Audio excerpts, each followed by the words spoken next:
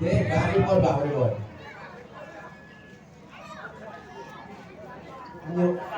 Nyuwun gungan napa Mbak? Nggih. Nggih. Nggih. Ya. Sampai gono. Nggih. Nyuwun sewu paring asma sinten Mbak? Ngaten.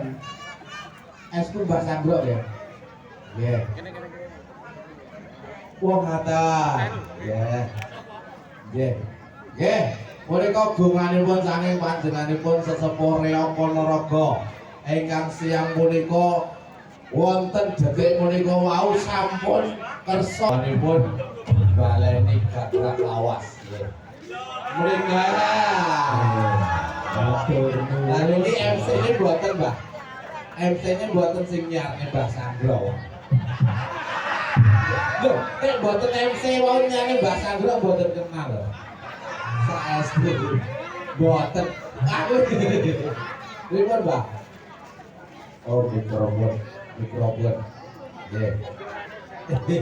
Nggih, pripun, Mbah? Dibawani nggih, Mbak.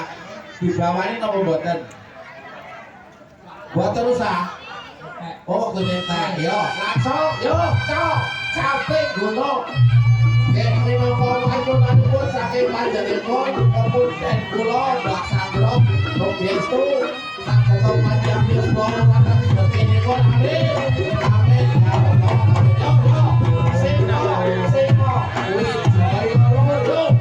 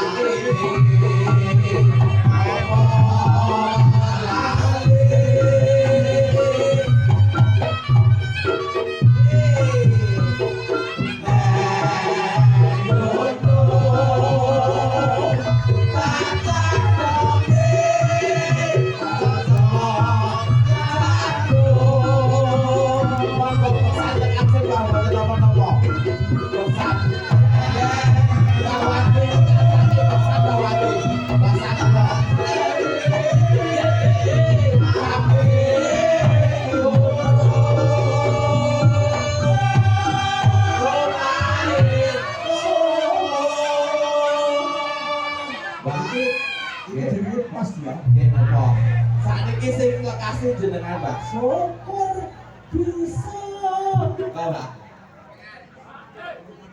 boten napa-napa wong kula sampun entuk 50 kok boten napa-napa boten napa-napa Mbak oke syukur bisa menjawab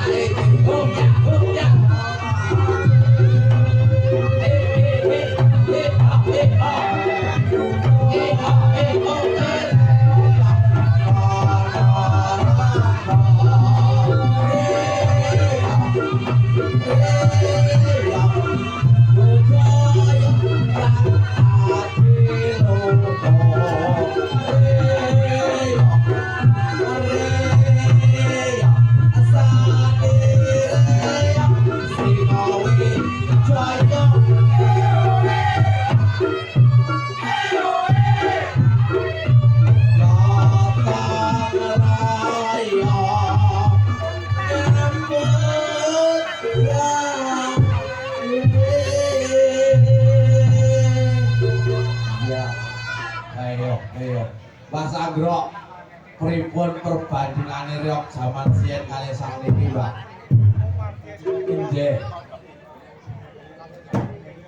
Padha mawon.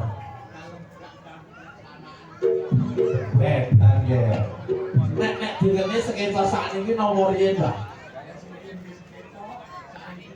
Ana yo batu padha wae lho.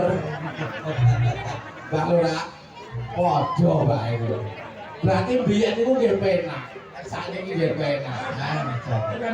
Putih-putih ngoten niku mboten, Pak. Nek siyen niku putih ngoten niku mboten. Oke. Nggih. Kaose kendang. Mboten gampang lare sak teko ya apa duwene. Wong ada. Setelan itu yo pres kubong. Yo, di bablah iki, Pak. Sing Wijaya Lur. Dadene nek yo. Yo. Mas Wahyu monggo.